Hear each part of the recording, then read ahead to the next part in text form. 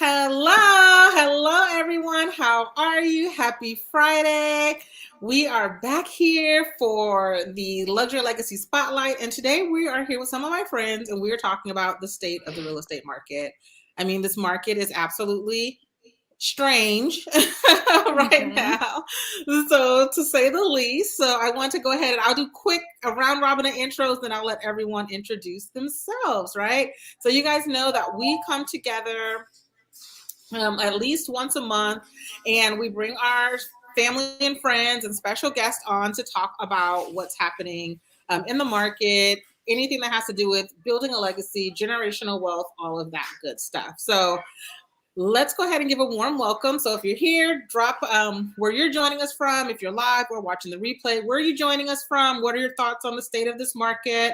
Again, I am Michelle Morton, and I am the founder of Luxury and Legacy, all about building generational wealth and legacy through real estate and entrepreneurship. And also the founder of DMV Forever Homes, powered by Place, one of a couple of partners that are responsible for helping people buy, sell, and invest in real estate in the Washington, D.C. and Baltimore metro areas. Stacey, you want to introduce yourself, please? Hello. I am Stacey Turnage. I am based out of Tulsa, Oklahoma. I'm the founder and expansion partner for Rockford Avenue, powered by Place and brokered by Keller Williams Mullinex out of Norman, Oklahoma. I've been in the industry for a long time, different aspects of the industry, and I love this side. I should have been on the side helping people buy and sell real estate my whole career, but I have arrived now, and I'm happy to be here. Yay. Awesome. Brittany. Hi. So I'm Brittany. I am a mortgage lender. I work at a company called Coastal Lending. We're based in Baltimore, Maryland. I have been in the business for 18 years, and I love it, clearly, because I've been doing it for so long. 18 years. Brittany, what kept you in it for that long? You just can't leave. There's nothing like it. A few times in my career, I thought about leaving in the beginning, because I did various positions in the mortgage world, but I just love it too much. It's nothing else really piques my interest the way this does. Yay, she's passionate about it, y'all. She will, whether you're an investor, whether you're a first-time home buyer, a seasoned buyer, she's going to take care of you. That's why we send our clients over there. Robyn, Team Rivas, of course, Brittany. Team Rivas, introduce yourself to the peoples. Hello, everyone. I am Robyn Elicia, and I am based in Atlanta, Georgia. I have actually been licensed since 2008. I've done several things in the real estate industry. By far, sales is my favorite, and I'm a team leader. And I just love real estate, and I really have a passion for helping people, whether that's buy, sell, or invest, or just being that go-to knowledgeable, truthful, and honest and transparent real estate professional. Awesome. Well, you said a mouthful. Honest, transparent, truthful. Yeah. Awesome. And your team lead, what does that mean in real estate to those people watching? They're like, what the heck is that? So pretty much I have a team, and it's an opportunity for other agents to join my team where they're able to leverage some of the things and some of the burdens that they have as a solo agent. So taking care of their CRM, providing systems and processes that are already set up and ready to go, where they do not have to take time to figure it out. We actually have a playbook that we can do that. And of course, by them joining the team, it just puts them in an environment that allows them to grow and not have to figure it all out themselves. Awesome. All right, guys. So we always kick off with our favorite topic here at the L&L Luxury and Legacy Spotlight, which is we talk about why. Why is it important to build a legacy and generational wealth? Like, what does that mean to you personally? It means something different to all of us, right? So everyone's heard my spiel many, many times. You know, for me, why it's important is because my grandfather. I'm sure it started well before him, right? He's the man who he is because of those who came before him.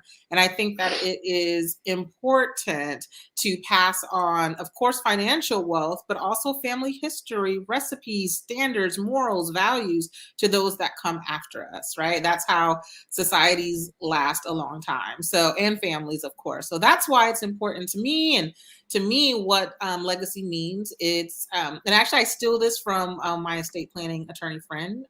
And it is basically legacy is about giving the next generation a leg to stand on, right? They get to stand on your shoulders, learn from your lessons, the money that you've stashed away, whatever it is, the real estate you've left behind them, all your blood, sweat, and tears gives them an opportunity to start ahead of where you are. So that's super, super important to me. And that's why it's part of our mission. Stacey, what about you? Build legacy, generational wealth, why, and what does it mean to you? All of those things. And really, I do real estate for the right now. Those things are amazing and definitely part of my mission. But my right now mission is to be able to do the things that I enjoy doing. Real estate gives me the freedom, the time, and the opportunity to just do what I want to do. I get to run a business. I get to incorporate all of the things that I've learned from a corporate level into my own business. So Rockford Avenue is my baby for many different reasons. Real estate is my passion. I too have been in the industry. You know, Brittany has been in 18 years. I've been in 30. So it's hard to get away from it. It's just kind of what I do. It's in me from one perspective or another. So it's for legacy and also right now freedom.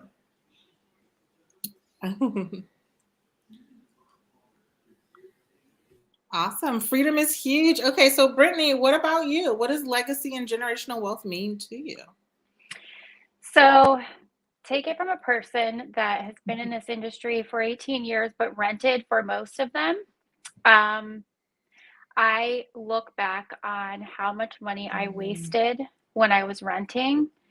And I look at it's actually sickening when you really add the numbers together. And you literally get nothing from it. So one of the lessons that I learned is looking at these young people out there that are first-time home buyers, and I'm like, you know what? They are so much smarter than me because they're going into this, you know, brave and just wanting to own something that, one, they can make whatever they want it to be, and two, when they move, they're going to have equity from that property to be able to put into something else. And these people that are young that are doing this, I can see financially how much of a better position, because this is what I look at all day. I look at people's applications and I can see how much of a better position these people are in than people that waited until their 30s, 40s to buy their first house. They don't have any money to put down. But these people that bought a house when they were 20, 21, they have $50,000, $60,000, $70,000 to put down in another house, and then they start investing in real estate. It's, when you really think about it, real estate is a huge opportunity for people because it's one of the only things that you need to live. You need to live in a piece of real estate. And if you own it, then you are building your wealth in that. So to me, it's just really important to educate people on that. Yes, love, love, love that. I mean, she hit on a couple things that I know that Robyn, Stacey, and I talk about all the time, right? It's like that, what we call that move up buyer. And so right now it's interesting because we see it in the market where a lot of our first time home buyers are being priced out of the market. Right. And everyone's like, well, why? Why is it so easy for people who already own a property? Well, they're able to sell a home that they've lived in for 10, 20, a lifetime, and all the money, since they do no longer have a mortgage or their mortgage reduced, they can then take that capital and move it on to the next property. So important. And we'll talk about that more. Robyn, what about you? What does legacy and generational wealth mean to you? Oh, well, mine, what it means to me kind of aligns with what you have. I have two kids, a little boy and a little girl. And for me, it's just about giving them a head start. I want my kids to start life with no college debt. I want to buy them their first piece of property. I want them to not have to worry about where their down payment is going to come from. and all these different things. And I just truly believe that every generation doesn't have to struggle. I think my mom looks at me and knows that I didn't have it as hard as she did, and I want to continue that on until, yeah, I want my grandkids to be silver spoon trust fund babies. I want that because I want I want to, we can instill character and things in them, but from a generational wealth, not just the financial aspect of it, but what our family values are. What are the things that we're going to pass down that when you have our last name, what does that mean to you? So those are the things that legacy and generational wealth to me is about, passing on those, how we take care of people, those good things, those character things that build us up and hold your name in high esteem, and be proud of your last name as you continue on through life, and it passes down from generation to generation. Yes, I love that. We are all trying to create trust fund kids. One of my girlfriends, her name's Portia Wood. She's a estate planning attorney. She is on here all the time, but she actually has a little group called, well, it's not little anymore. It's like 50, 20, 30,000 people in it. But it's called Black Trust Fund Kids. And her mission is to help little kids. And she, of course, is an African-American woman. So her son is an African-American boy, and she's trying to turn him into a trust fund kids and give other people the tools to do that as well. Awesome.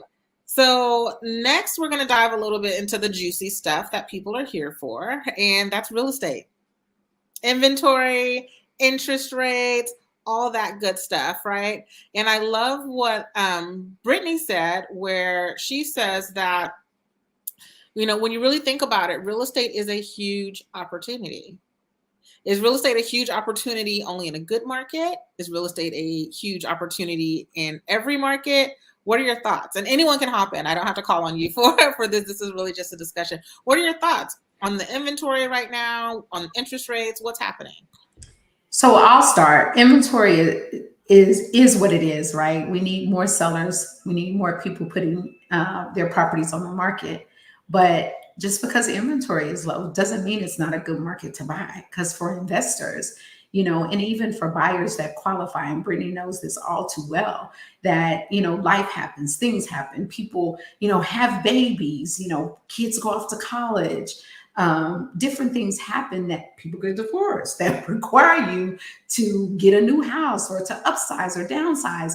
The in-laws or your parents are moving in, so you may need something with the mother-in-law suite. So in my mind, the market is situational, not necessarily. Gone are the days where you can say it was a buyer's market or a seller's market based on the amount of inventory. Supply and demand, Econ 101 absolutely is still an issue, but I think today's very market is situational. What my situation is different than what Robyn's and what Brittany's and yours is, right? So it depends on the situation that the buyer, the seller is in. I have a situation now, parents are moving to an assisted living, $375,000 listing coming on the market here pretty soon in this market. So the market that you buy and sell in is the market that you buy and sell in. If that makes any sense. Absolutely. Robyn, what does it mean when we tell people that it's limited inventory to like the everyday person? What does that even mean? Just pretty much means that in general, there are more buyers out here looking for properties than properties that are available to be sold. We've all been in the business a long time. Back in 2008, I'm sure Brittany can attest to this.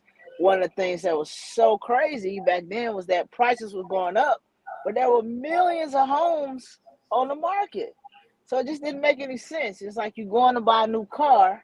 They have 10 of the same car, and they tell you because you want that one, it costs more money. It didn't make sense. Like, I got all these choices, and the price is still very high. So now it's the complete opposite. Prices are high because there's simply just not enough options. When people say they want to live in a particular area, there may be only 4 homes that match their criteria in that area. And people are simply, and right now, the biggest thing we're facing is that some of the people who bought in like 2019 or 2020, people who may have would have sold their homes faster are holding on to them because their interest rates are so low. it's hard to get rid of a $500,000 house at 2% interest. Mhm. So, you know, and to even step up, that buyer might want to step up to the $1 million home, but they're concerned about 7% on $1 million. So, which is just causing the ripple effect of that is that more people are, even if they're moving, they're keeping their homes. They're not listing them. They're keeping them for rental properties and things like that because the debt is so low on their existing homes. Absolutely. So, guys, kind of what we're talking about is basic math, basic economics, right? Supply and demand. So right now there are fewer homes on the market, which pretty and the same number of buyers. So the demand is increased or the same, but the supply is low, which drives up prices, right? So if you're sitting around saying, "Oh, I'm going to wait till the home prices go down," let's think of a different or better strategy to get you into a home, because that one is not relevant today. Right? Brittany, interest rates. Everyone's like, what's happening with these interest rates? When are they going down? Oh gosh, I know. So interest rates this week has been a little bit aggressive. So somebody just called me a little bit ago, and I told him, you know, it's funny because the last 2 days my phone has been blowing up, and it's great. It's like, oh, what, you know, can you price this house for me? Oh, I saw this house. So people are coming back out. I think a lot of people have been on vacation and chilling. The past 2 days, they have really been out and about. The problem is that interest rates have gone up just over the last week pretty aggressively. So the national average, just for instance, for a conventional loan today is 7.37%. So it went up about 3/8 in a week. So that's hard for people to digest. Rates have not done what people have thought for a while. They've been going a little haywire for various reasons. So projections showed earlier this year that rates should be around in the fives at the end of this year. So we don't think that's going to happen anymore. I would say probably at this point, we probably have a year, maybe two, of rates being somewhere around here, and then dropping. I think eventually they'll probably go back into the fives, maybe in 2 years or so. But I think it's going to be probably around here for a little while. And historically, though, rates are right in line with what they've been over the last Correct. 30 or 45 years. I think we as society and home buyers and sellers, we got comfortable with those rates being at 3. I had a client the other day said, well, I'll wait, you know, and they'll go back down to 3. And I'm like, no, they're never going back down to 3. And they really weren't supposed to be at 3 for that long. Correct. Here's what the aha moment was, though. She was only 40. She never knew that rates were higher and had been higher because they weren't that high in her adult life, right? Mm-hmm. So for those of us who've been around the industry and around interest rates, 7.5, 7 3/4 is still pretty cheap money. I mean, in the 80s, when I got in the industry in the 90s, I seen rates as high as 21%.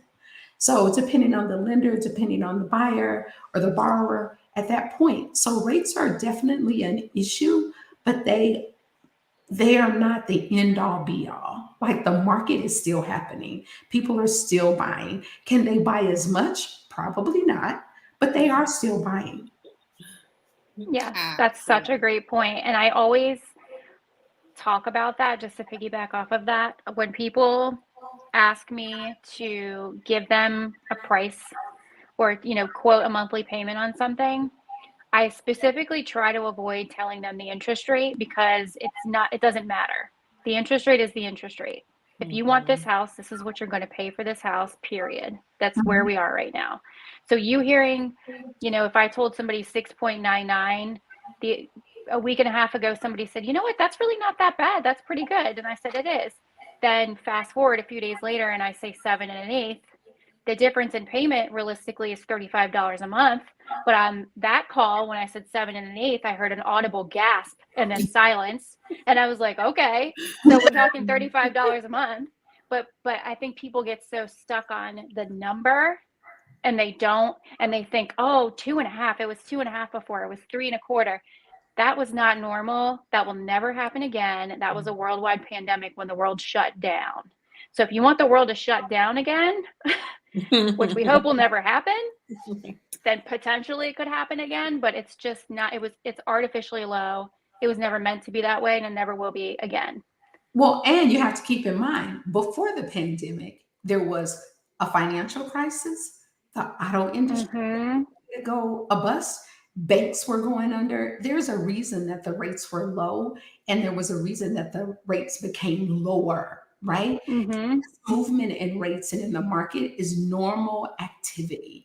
They raise rates to slow the economy down. For those of us who are industry vets, this doesn't, bother me or concern me. Now, granted, like I said, people don't qualify necessarily for 700, but they qualify for 500 or whatever the case may be. But this is very normal activity. Where we got to be careful as agents is to speak to what the rates will be and say things like, well, we think they're going to drop, because we don't know. Because quite frankly, if any of us had a crystal ball, we wouldn't be working. Absolutely. And guys, so like in summary, the market's the market, right? It's just a market. So I love this. We call them tweetables. I don't know if we can say that anymore. It's like Xable or this one from Brittany, and it says the market is situational at the moment. Or from Stacey, I'm sorry. The market is situational at the moment and depends on the individual.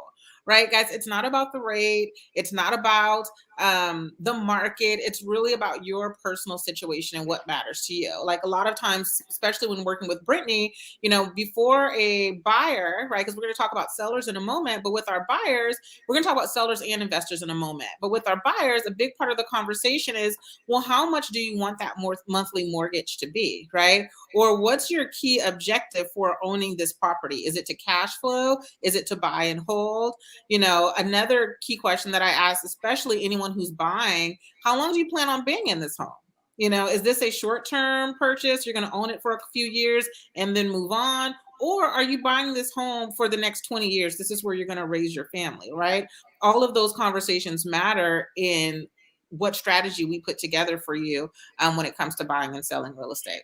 The other thing that you will begin to see, and I'm sure Brittany has begun to see it too, is when the market was going haywire and rates were at 2.5% or 2%, you only had fixed rate mortgages because you wouldn't fool with an adjustable because it could potentially adjust higher than the fixed rates were. So as the market begins to mature or get back to normal or settle down with, the 6 and the 7s and the 8% rates, you'll begin to see more programs, more things come on the market, adjustable rates, more down payment assistance, more things to help people get into properties as well. We're just not there fully yet. In my market, the sellers are paying for a 2-1 buy down, which I think is amazing if a seller would, take that on. But at one point in the industry, a buyer could do a 2-1 buy down. So I think as this thing continues to roll, we'll see more opportunities for people to purchase. Absolutely. I was going to say that one thing about the higher rates is that you are seeing more opportunities. And when homes are not priced right, buyers actually have an opportunity to get a deal with things that are sitting longer, because normally when something is sitting longer in this market, even though the demand is crazy, that means that their home is priced incorrectly, which is normally, as an agent, we're able to come in and negotiate. I had a situation earlier this year where my buyer got a $20,000 seller credit. Their cash to close before we negotiated that was like $47K. So to negotiate a $20K seller credit, that's $20,000 that they got to keep in their bank account, which is huge, versus them taking $20 off the price and spreading it out over 30 years. Right. Absolutely. And so as we talk about our buyers, right? Let's dive a little bit into our sellers, because everyone's so excited about, or would like to be excited about, interest rates going down. But what do we know about what happens when interest rates go down? More people want to buy homes. More people want to buy homes. So we go back to that whole supply and demand, right? Mm-hmm. And the more people that want to buy homes, what happens to our home prices?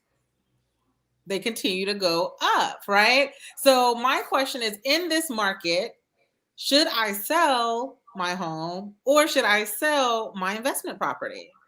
What do you guys think? Like Stacey said, it's situational, and it just really depends on what your goals are. I tell people all the time, you know, I had a young couple who bought a home, and they bought their home, and they're young. They're early 20s. They were like late 30s now. They've owned their home for about 8 or 9 years, and they walked away with a six-figure check. So they were able to put a down payment on a better home, move to a better area. You really have to people have to uh, you have to work with an agent that can provide strategy. I think that's how agents set themselves apart.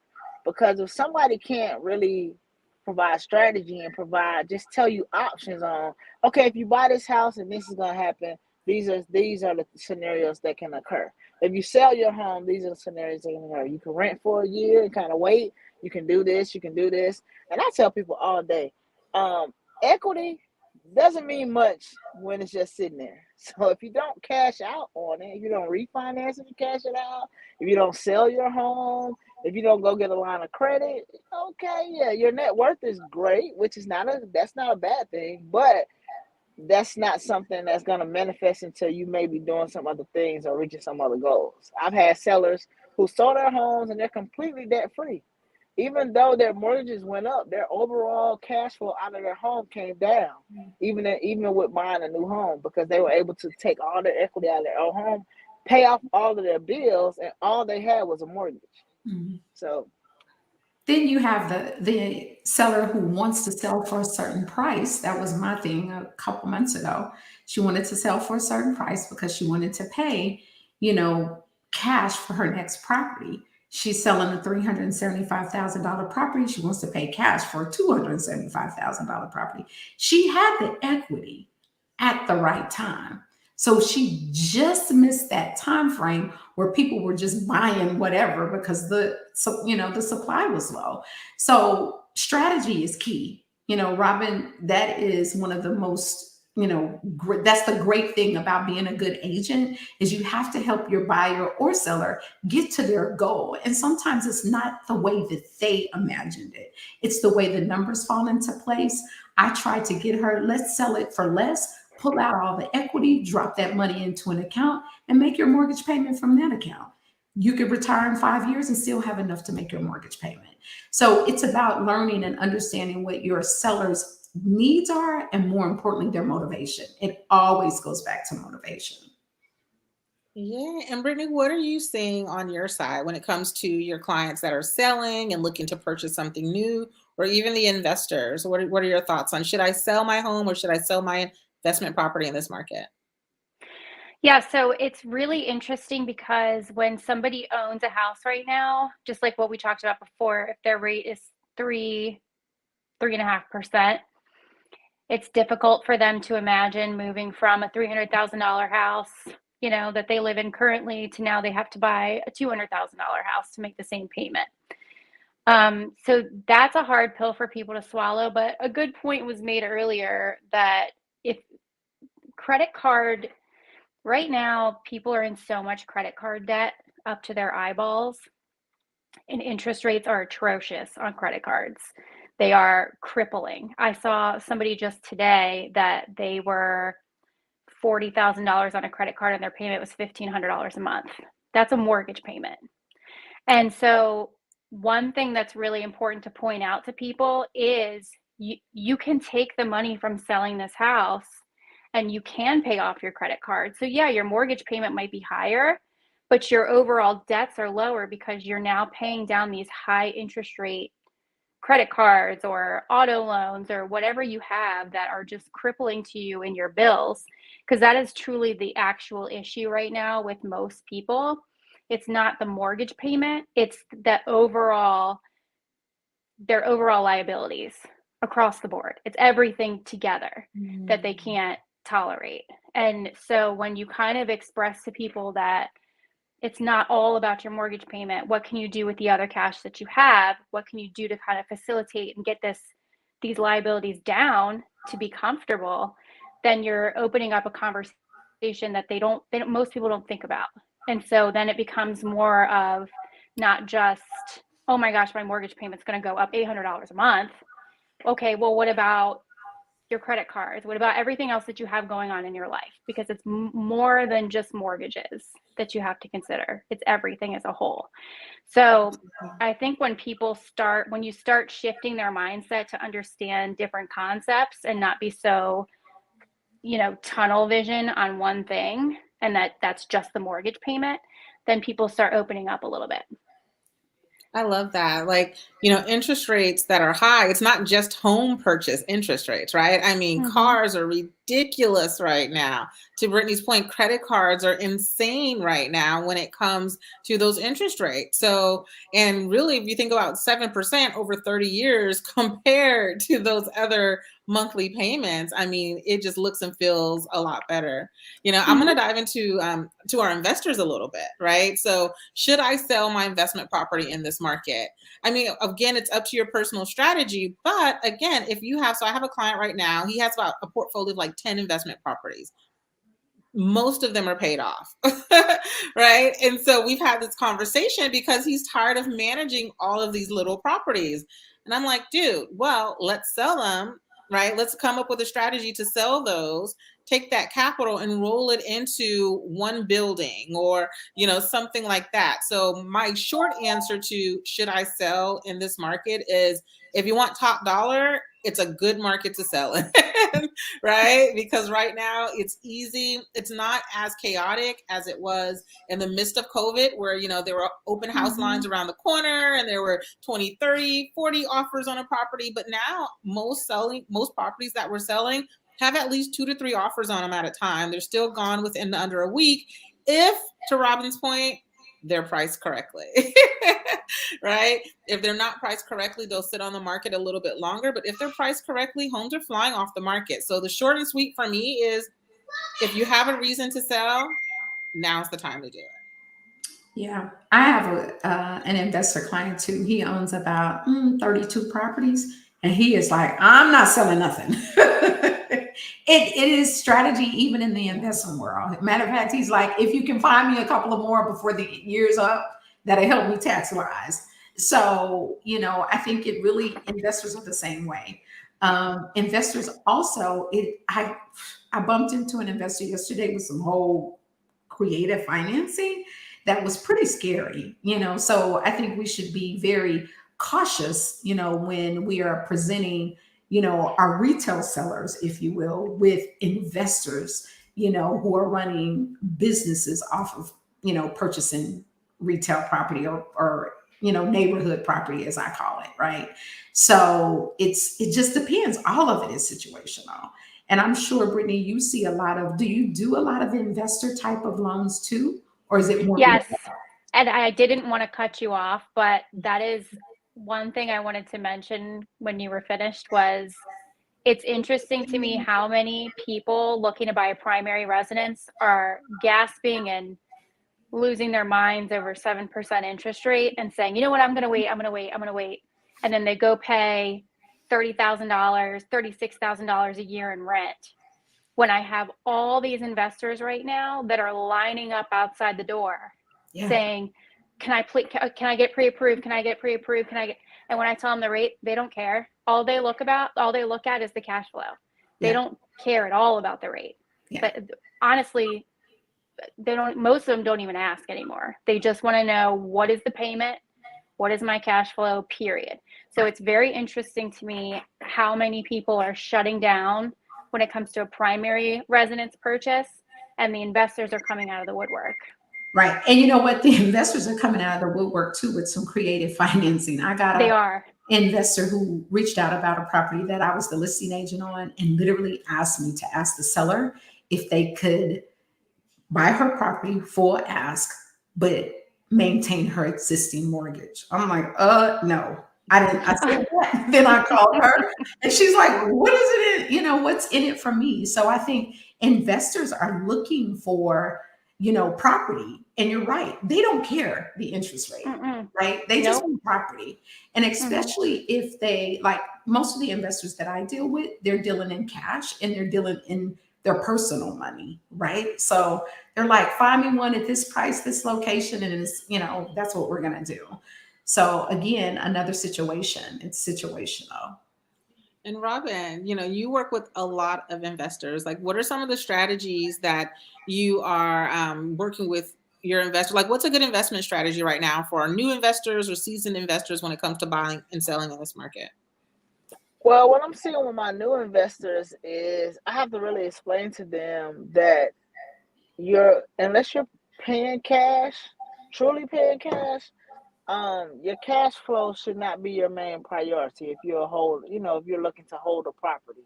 You got to look at the return on the investment. What is this property? What are the tax, because the tax savings and the things you get for holding real estate are amazing. And so you have to understand, like, I just did a pro forma with a couple who wanted to see their cash on cash return was horrible like the first 5 years. But the actual return on investment by year 5, they were like 700% based on just the equity gain that they would get because of where they were buying this property, and this property is appreciating probably year over year around like 12 to 15% in this area. And just all the plans that the city has and things like that. This probably literally it's on the market for about 400. Literally, this probably can be worth about $800,000 just in probably the next 6 to 8 years. So I'm like, you can't just look at that. Now, for my people who are like my investors who want to flip, they're still trying to get great deals. Some of them are buying at 70% as high just for the acquisition. But it just really depends on what type of money they have behind them, because everybody construction costs, everybody rehab is not the same. So I really have to dive deep with my investors to understand, okay, is this a long-term hold? Are we trying to flip it? I even have an investor who does what we call prehab. So he goes in, he'll buy direct to seller, he'll do all of the trash out, completely clean it up, won't do any renovations, and sell it to another investor. So he'll buy that, like, say he acquires it at like 65% of the ARV. He may resell it for 80% of the ARV, but he's helping that other investor out. So there are tons of different strategies. And some people, I mean, new construction is sometimes cheaper than rehabs right now. So sometimes you're coming across great land and great lots. I have hard money lenders who are doing a lot of lending for new construction projects, and they've even hired people to consult their investors through the process about pulling permits and things like that if they want to be their own GC. So definitely a lot of opportunities in the future for people who want to invest. Like, you can never go wrong with investing in real estate. Absolutely. I know, like, even with a lot of like Brittany helped 2 of my investors within the last couple months purchase. They purchased in Federal Hill and Baltimore. Same, they bought them for great rates. The rent was there because of the location that we chose, and the properties will appreciate. It's in an area that historically appreciates in value, So I think it definitely depends on your strategy. For my newer investors, I love what you said, Robyn, about, it's not right now in this market, it may not always be about the cash flow. I can't tell you how many new investors come and they're like, oh my gosh, I want to buy this property and make $1,000 a month. And I'm like, well, right now everything's selling pretty well, at the top of the market. So it's not about the cash flow. A big part of it can be about the appreciation of the asset over time, right? Another strategy, of course, I love the old school method of house hacking, right? As a first time home buyer, you can buy up to 4 units as your primary residence, right? You can finance that. So you stay in one, you rent out 3, and you let someone else pay your mortgage, right? And then there's another client They should who teach that to every college student. It should be required that they yes. do that to buy 100%. a home. Yes. Oh my God. I wish I didn't know then. You know, when I bought my first house, I Mm-hmm. didn't know. But let me tell you something. My kids, I don't even care. They buying quads. They buying quads off the rip. Yeah. I Off had one the rip. lady that I will never forget. She is one of my favorite clients in the entire world. She still like messages me on holidays and like, oh, thank you, Brittany. Oh, hi. She bought a 4-unit for $800,000 in Baltimore City. She lives in one of the units, rents the other 3 out, and pays no mortgage. No mortgage on an $800,000 4-unit. I don't even know Love what it's worth now, but this was a couple of years ago, and I wish that somebody had told me, and they need to teach that in school. I could not agree more. I love it. I'm so sad. That reminds me. So Brittany and I, we had a client. I hope she's not watching. We still love you if you are. But, you know, it's so important how relationships are in this business, right? So this is like kind of like, you know, off topic, but still on topic. So there was a beautiful unit. It was all right, right? But it was a unit. It was 2 units in a neighborhood that is great in Baltimore City. And there was a tenant in one that had been there for like 10 years. And of course, I can't remember how long, but for a while. And she was paying under market rent by a little, maybe by a couple $100. But upstairs was fully free. So I called the agent, right? My client loves the unit. She wants the unit. So I called the agent, and I'm like, yeah, you know, I do all my negotiating, all that good stuff. And I'm like, yeah. And she's like, tell me about the financing. I told her about the financing. I'm like, you know, the lender's Brittany Bobs. I always throw her name out there, right? It was Brittany Bobs. And but she's like, oh, Brittany? Oh my gosh. She's like, I will hold the unit for you, you know. So she had other offers on it, and she held it for us over a weekend, only for my client to walk away. It was awful. No. It was so bad. It was so bad. So embarrassed. You know, but I say, but you know what? The agent totally gets it, because she brought it up after the fact, and she's like, "Oh, I know how people are." I'm like, okay. I know. So funny. You can't use our credit, man. That's my Brittany credit card, you know. I know, you only get that pass once. Exactly. So, but to your point, multifamilies are where it's at, you know, because that client could have easily lived in that one unit. The tenant downstairs would have pretty much been paying her mortgage, or she would have had to, or been paying a lot of her mortgage, right? And the cash flow increases. So whatever you're paying now, whatever someone is paying you in rent now, whatever your mortgage is, that it kind of will start going the opposite direction, right? You'll start pocketing money over time. So, and I'm all about the multifamilies. Oh yeah. All right, guys. So we have talked about interest rates. We've talked about inventory. We've spoken about investing in this market, buying in this market, selling in this market, all of that good stuff. If there was one thing that you could tell our audience, right? Because many people will watch this on the replay. It's Friday. It's like the last weekend of summer. Everyone's traveling. But when people come back, they're going to have questions for us. If there was one thing that you could leave them with, what would it be? I would say, I think somebody mentioned it earlier. I cannot emphasize enough how many people I have talked to that are well-qualified buyers, fully pre-approved, and they're waiting because they want interest rates to drop. I cannot tell you, I have probably over 100 pre-approvals right now. People can't find houses. And I have more people that are just saying that they just want to wait. When rates drop, even if they drop to 5.5%, it is going to be a bloodbath out there.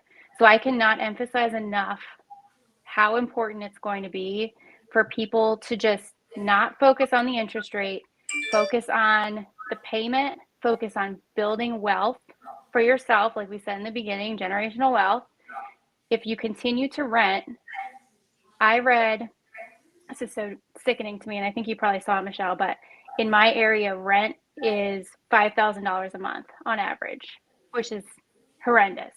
That's $60,000 a year that people are just sitting back and saying, willing to just throw $60,000 a year out the window with no return because they don't want a 7% interest rate.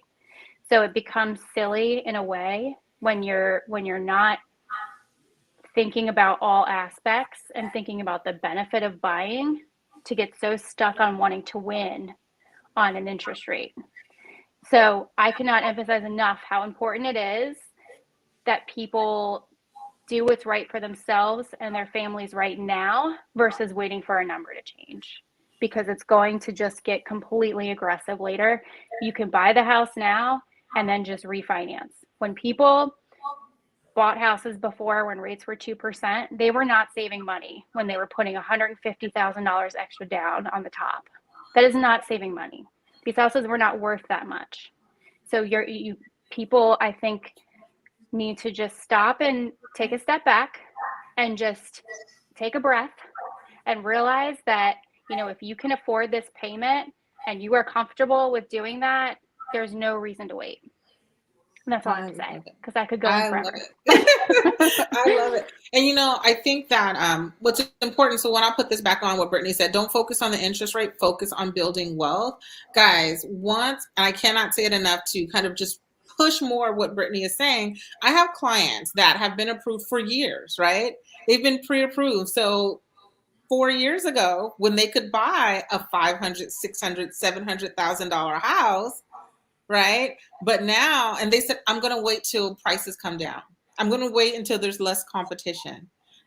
Even my first time home buyers who wanted to buy a $400,000 house, right? Now this same mom who I wanted to get into a house, we should have made an offer on at least 10 of them that we saw, but she was afraid and she didn't, because I know how to win offers in competitive environments, right? That's what we do. Mm-hmm. And we could have bought her a house. And now guess what? Not only is her purchasing power decreased because of those interest rates, but also that house is now worth like $600,000, $700,000 because of the market. So she lost on both ends, right? Her affordability has changed, and the amount of equity that she could have had. So I always say that there's three things when buying a house or when looking for a house or even selling a house. But right now we'll talk to our buyers: condition, location, and price. Right? And so anytime you're thinking about, should I buy this house? You want to think about first location, right? Those are kind of, like I say, the variables, right? So when you feel like, oh my gosh, I'm going to get priced out, you have three variables. One is location. Can I switch location, move out a little bit further, move to a different part of town to find a home that's affordable? If location is a non-variable, which it is for many, a non-negotiable, then the next one will be condition, right? Condition doesn't mean that the house is falling apart, but it could be the age of the home, right? It could be, I don't need that extra bedroom, or it could be, I don't need a big backyard and a gourmet kitchen. Those are conditions, right? Let's say conditions also another one. And the last one is price. Guess what? The price is the price. So don't go in trying to offer someone $650,000 on an $800,000 house, right? Sometimes I have a client now, again, if you're watching, I love you, right? But I have a client now who is looking, he wants to spend $850,000. He doesn't spend any more than $850,000, right? And I want him to spend no more than $850,000 because I believe in the budget, right? But the truth is, the house that they want, it's 1.2. Right? That's we've looked for a year and change. That house that they want is 1.2. So I keep sending them homes. Here's what $850,000 will buy us, because location's a non-variable, non-negotiable. So here's $850,000 in our neighborhood. But really what you want with the new and the fancy, it's 1.2. So that last variable is price. So sometimes you may have to increase your price point in order to get the home that you want. Okay, I'm sorry. Okay, one more thing. What's the one thing? Stacey, Robyn, if you could leave our audience with, what would that be? Go ahead, Robyn. The one thing that I'll say is that you have to look at your financial situation right now, today. And I agree with Brittany. If you're paying rent, especially like crazy rent, and you are able, some people aren't, they have some work to do on their credit, or they need to save a little bit more money. If that's you, we understand. But if you're sitting on access to funds, access to capital, your credit is good, you've been on your job a long time, all your affairs in order, and you're a qualified buyer, there's just absolutely no reason that you should be renting a home. Because I guarantee you the money that you feel like you're paying more in interest wise, if you buy right, you are going to gain so much more of that back in equity. And I live in Atlanta, like our markets are not slowing down. Like we're probably DC maybe 15 years ago. Like it is growing and growing. Affordability is there soon in Atlanta prosper, there will not be affordable homes. It's just not gonna be that's not gonna happen just because of the way that our economy is growing. So it's in anybody's best interest that's a qualified buyer to do what they want to do. And even for my sellers, like your equity doesn't mean either you're gonna leverage that home and turn it into a rental and cash flow it to pay some of your next mortgage, or you're gonna sell it and make a good investment and take advantage of your equity. You're not gonna be one of those people who just like, oh, I got $200,000 in equity, but you haven't even gone to the bank and got a line of credit at least against your equity. So yeah, so that would be my one thing, is to take advantage of what the opportunities present right now. Love it. I actually have two things. My first thing is to always get an agent who understands the market and can come to the table with strategies to help you get to your end goal. So that's my first thing. The second thing is don't attempt to control the uncontrollables. How many properties are on the market, inventory levels, interest rates, those types of things. If any of us could control that, we would always make sure that there was enough inventory and that the interest rate stayed at 2%. We can't control it. So get you a good agent who understands strategy and try not to, you can't control the uncontrollables. Stop trying to control the uncontrollables. Absolutely. Love that. Victor says, I hear nothing but good lifestyle aspects in Atlanta. I imagine the quality of life can be high there. The cost of living is pretty higher here in San Diego. I take San Diego any day. Any day. Awesome. Well, we're going to let you guys go. Thank you for joining us. Please hope you're able to take some really good nuggets from us today on the real estate market, what's happening today. Remember, the market ebbs and flows, right? It is a market. It is always depending on your situation, it is always a time to evaluate your strategy and see if it's time for you to buy, sell, or invest in the market. So please subscribe and follow luxuryandlegacy.com/watch, luxuryandlegacy.com/watch. And thank you so much, Robyn. Thank you so much, Stacey. Thank you so much, Brittany, for joining us. And we'll see you guys soon. They'll be back. Bye. Bye. Bye. Technology.